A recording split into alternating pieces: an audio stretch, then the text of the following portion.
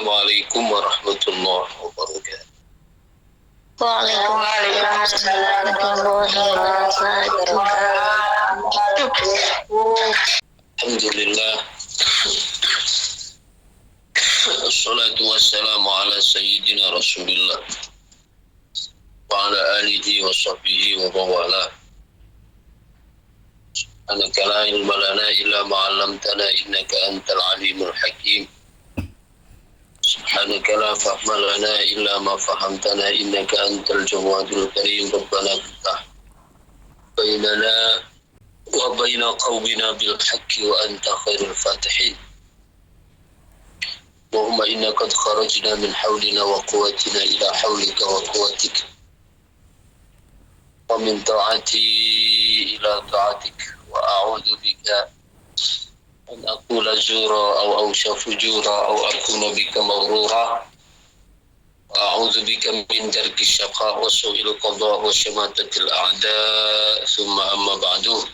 Bismillahirrahmanirrahim. Pada pembahasan sebelumnya kita telah menjelaskan tentang iman terhadap thawab wal iqab, iman terhadap balasan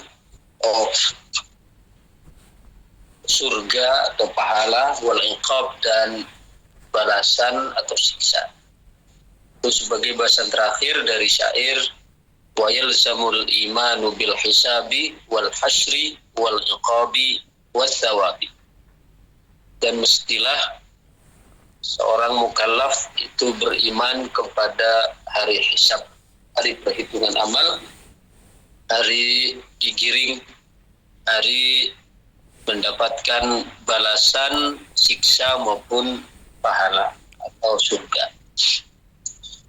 Kemudian selanjutnya kita lanjutkan pada bait selanjutnya. Bismillahirrahmanirrahim. Wan nashri was sirati wal mizani wal haudi wan nirani wal jinani. Wan nashri ini masih atofnya kepada wa yalzamul imanu bil hisabi wan nashri ay wa yalzamul imanu bin nashri was sirati wal mizani. Wan nashri was sirati wal mizani wan nashri lan wajib beriman maring dino kebangkitan, wasirati lan sirat jembatan, wal mizani lan timbangan, wal haudi lan telogo, wan nirani lan neraka, wal jinani lan swarga. Ini masih bahasan tentang sam'iyat yang berkaitan dengan hal-hal menyangkut tentang hari kiamat yang tidak dapat kita nalar secara logika, karena di dalam memahami itu semua perlu kepada bocoran wahyu, baik dari Quran maupun melalui sabda Rasul sallallahu alaihi wasallam, yang pada 4 kali pertemuan sebelumnya kita telah membahas bagian dari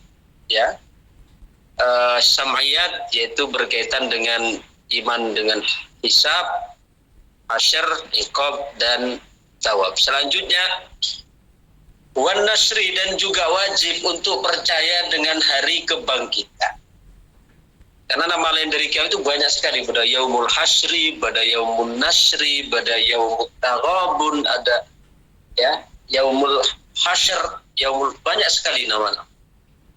Wan nasri lan wajib percaya, yakin, iman maring dino kebangkitan. Apa itu nasyr? Wa huwal ba'tsu, yaitu kebangkitan. Wal muradu bihi, dan yang dimaksud dengan kebangkitan adalah ihya'ullahu al-mauta min kuburihim ba'da jam'i ajza'ihimul asliyah. Yang dimaksud dengan hari kebangkitan adalah Allah menghidupkan kembali orang-orang yang telah mati dari kubur mereka setelah dihimpun kembali bagian-bagian dari tubuh mereka yang asli. Jadi tubuh kita yang asli yang selama di dunia, yang sudah hancur ratusan tahun bahkan ribuan tahun, itu ketika hari kebangkitan dihimpun kembali oleh Allah. Ya. Bi ayyajma'ahuma Allahu ba'da tafarruqiha, setelah Allah sebelumnya memisah-misahkan, dalam arti yang karena jasad itu sebelumnya mengalami hancur busuk, ya, sirna dan seterusnya. Tapi ketika hari bangkitan itu oleh Allah dipertemukan kembali, disatukan kembali, ya, seperti halnya utuh ketika masih di dunia. Kecuali pengecualian beberapa orang yang jasadnya itu akan utuh, memang tidak akan disentuh oleh tanah. Di antaranya yang pertama, satu adalah para nabi, para rasul. Karena kata Rasul sallallahu alaihi wasallam, innal arda la ta'kulu ajsadal anbiya. Jadi bumi itu tidak akan memakan jasad para nabi. Pertama itu yang tidak akan hancur, yang tidak akan lebur adalah jasadnya para nabi, para rasul. Kemudian yang kedua yaitu jasadnya para syuhada, ya, para syuhada, orang-orang yang mati syahid. Di orang-orang yang mati syahid itu akan tetap jasadnya itu dijadikan utuh oleh Allah, tidak dimakan, ya, ulat, tidak habis dimakan tanah, tetap utuh. Itu syahid. Yang ketiga yaitu orang alim yang ilmunya itu diamalkan. Yang alim yang ilmunya diamalkan. Yang keempat itu adalah orang yang hafal Quran. Hafidhah itu adalah juga termasuk jasadnya yang tidak akan ditelan oleh bumi, tetap utuh. Yang kelima itu sahibun nida, orang-orang yang menjaga waktu, tukang azan lah. Nah, tapi dari lima ini yang tidak bersyarat itu hanya yang pertama, yaitu para nabi, para rasul. Dalam arti tidak bersyarat, karena kalau para nabi, para rasul itu sudah mesti. Ya, kalau para nabi, para rasul itu sudah mesti tidak akan dimakan oleh cacing tanah. Adapun yang kedua sampai yang kelima itu masih bersyarat. Siapa? Orang mati syahid masih bersyarat. Ya, orang ulama, orang alim masih bersyarat. Kemudian orang yang hafal Quran masih bersyarat. Orang yang ahli azan masih bersyarat. Apa syaratnya? Syaratnya untuk yang nomor 2 dengan sampai nomor 5 itu syaratnya karena Allah. Syaratnya karena, jadi orang mati syahid, jasadnya tidak akan dimakan bumi, syaratnya syahidnya itu karena Allah, bukan karena syahid supaya nampak gagah, supaya dapat kedudukan harta, supaya dapat. Nah, itu berarti walaupun kelihatannya syahid, tapi di sisi Allah bukan syahid, maka bisa saja jasadnya hancur. Ya, seperti Sayyidina Hamzah bin Abdul Muttalib, ya, yang pernah umrah, ya, yang pernah haji di kawasan Uhud, itu baru saja dibangun Masjid Hamzah bin Abdul Muttalib. Itu kenapa dinamai Masjid Hamzah bin Abdul Muttalib? Karena Sayyidina Hamzah bin Abdul Muttalib ketika perang Uhud kan beliau gugur di situ dan dimakamkan di situ. Nah, beberapa tahun yang lalu itu pemerintah Arab Saudi mengadakan, ya, pelebaran di situ, pelebaran bangunan, sehingga ada makam Sayyidina Hamzah bin Abdul Muttalib itu terbongkar. Ketika terbongkar itu ternyata jasadnya belum masih utuh. Ini menggambarkan seorang mati syahid itu akan tak utuh. Bahkan masih mengalir darah segar dari jasad beliau. Seolah-olah beliau itu baru gugur tadi pagi. Padahal sudah berapa ribu tahun, sudah 1400 tahun yang lalu kan. Itu menunjukkan bahwa seorang yang mati syahid itu akan mendapatkan keistimewaan di sisi Allah, diantaranya jasadnya itu tidak akan dimakan tanah. Jadi kalau yang nomor satu, para nabi, para rasul itu tidak bersyarat, karena semua para nabi, para rasul pasti karena Allah. Tapi kalau untuk syuhada itu masih bersyarat. Syuhada itu jasadnya tidak akan dimakan bumi jika mati syahidnya karena Allah, niatnya karena Allah. Demikian juga yang nomor 3, yaitu orang yang alimnya itu juga karena Allah, bukan karena ingin terkenal, ingin syuhrah, ya, ingin viral, ingin kehormatan, ingin jabatan, ingin menjilat. Orang alim yang ilmunya karena Allah dan diamalkan. Yang ketiga, demikian juga orang hafal Quran. Tidak semua orang hafal Quran, tapi orang yang hafal Qurannya karena Allah. Jadi kalau ada orang hafal Quran tidak karena Allah, beda cerita. Ya. Yang terakhir orang ashabul nida, orang yang ahli adzan jaga waktu. Itu juga yang karena Allah. Jadi untuk yang nomor 2 sampai nomor 4 itu bersyarat. Syaratnya harus karena, kalau yang nomor 1 sudah pasti karena Allah. Ya, di kampung saya itu sekitar 12 tahun yang lalu lah.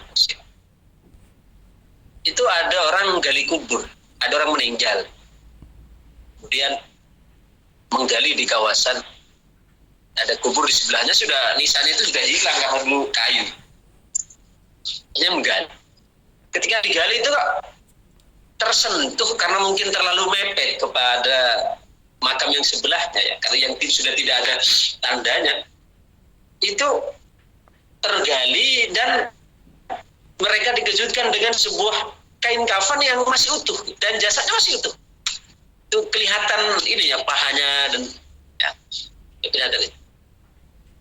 Akhirnya setelah punya usut, ternyata ditanyakan kepada orang-orang tua yang masih tahu lokasi itu. Ternyata itu adalah makam dari salah seorang yang memang dulu ketika hidupnya mengabdikan diri sebagai muadzinnya masjid, yang menjaga waktu di masjid. Itu membuktikan bahwa ya, mendapatkan hal yang spesial dari Allah, ya, jasadnya itu tak utuh. Tapi tentu itu adalah karena Allah. Itu yang karena Allah. Jadi kalau nanti kita menjumpai ada orang yang hafal Quran tapi hancur, ada orang yang ulama tapi hancur, ada, ya, berarti apa? Hafal Quran tapi tidak karena Allah. Karena kalau yang karena Allah, 4 itu akan mendapatkan, ya, stempel khusus dari Allah, tidak akan disentuh oleh daging tanah. Jadi itu makna dari nasyar. Al-muradu ihya'ullahil mauta. Min kuburihim ba'da jam'i azim al-aslabi ayyajma'aha Allahu ba'da tafarruqiha. Setelah terpisah-pisah Allah kumpulkan lagi.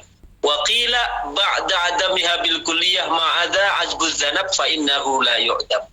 Jadi ada yang mengatakan lagi ulama bahwa setelah jasad itu semua hancur runtuh, ada satu yang tidak akan runtuh dari jasad manusia.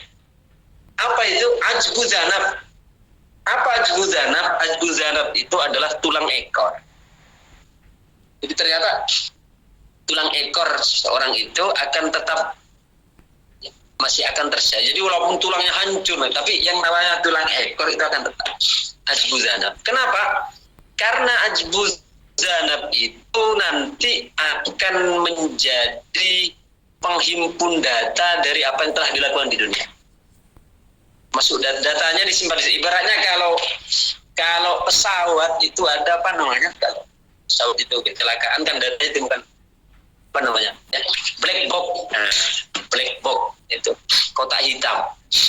Coba ada pesawat jatuh misalnya, ya, maka yang pasti dicari, yang sangat dicari ya untuk penumpang dicari semua dicari, tapi untuk menggali semua informasi terkait kenapa pesawat itu bisa jatuh, kronologisnya seperti apa, ya, itu kan bisa ditemukan dari rekaman black box kotak hitam. Nah, jadi tulang ekor manusia itu juga tidak akan binasa walaupun dia sudah hancur, karena ajbu zanab itu ibaratnya kalau pesawat sebagai black box-nya yang akan merekam kembali dari apa yang telah dilakukan oleh manusia tersebut. Ini dimaksud apa tadi?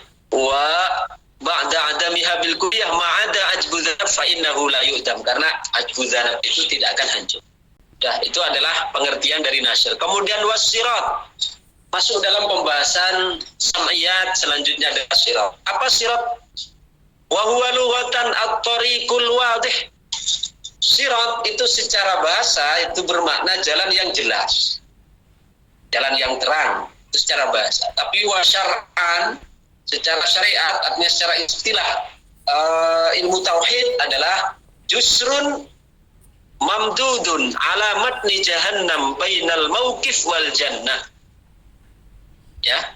Sedangkan secara istilah sirat itu adalah jusrun, jembatan mamdudun yang terbentang alamat nida jahannam, di atas jahannam, bainal mauqif wal jannah, yang berada di antara mahsyar dengan surga. Jembatan yang terbentang di atas neraka jahannam, yang letaknya antar bentang atas ya antara padang mahsyar dengan surga. Artinya berarti di bawahnya itu neraka. Di anna jahannam bainahuma, karena neraka itu ada di tengah-tengah. Di tengah-tengahnya mahsyar dengan surga. Di bawah itu neraka. Jadi semua harus melintasi di situ. Tariduhul mu'minun wal kuffar lil murur alaihi ilal jannah.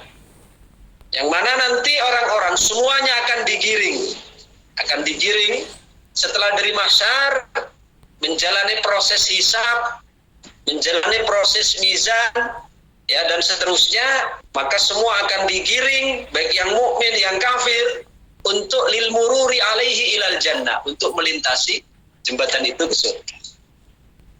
Jadi akan digiring semua, yang mukmin, yang kafir, yang soleh, yang toleh, yang jahat, yang baik, semua digiring ke surga. Adakku minas sya'ri wa ahaddu minas saifi. Ya, beliau sifati di sini yang tajamnya itu, halusnya lebih dari rambut dan tajamnya lebih dari pedang. Ya, kalau ungkapan orang-orang tua kita dulu mengungkapkan si rotiku rona cili ego koyo rambut dibelah itu. Jadi seperti rambut dibelah 7. Terus tajamnya ya seperti silet. Seperti apa kita bayangkan? Kita bayangkan tajamnya seperti silet, kecilnya rambut dibelah 7. Allah. Jangankan kita, logikanya itu semut saja tidak bisa berlalu di situ. Ya. Insyaallah. Dan Allahumma sallim ya Rabb. Allahumma sallim ya. Dan jauhnya perjalanan itu untuk ditempuh dengan perjalanan normal. Perjalanan dari mahsyar ke surga itu perjalanan 3000 tahun. Berarti bukan sekedar jembatan rambut yang anggap jembatan rambut ya.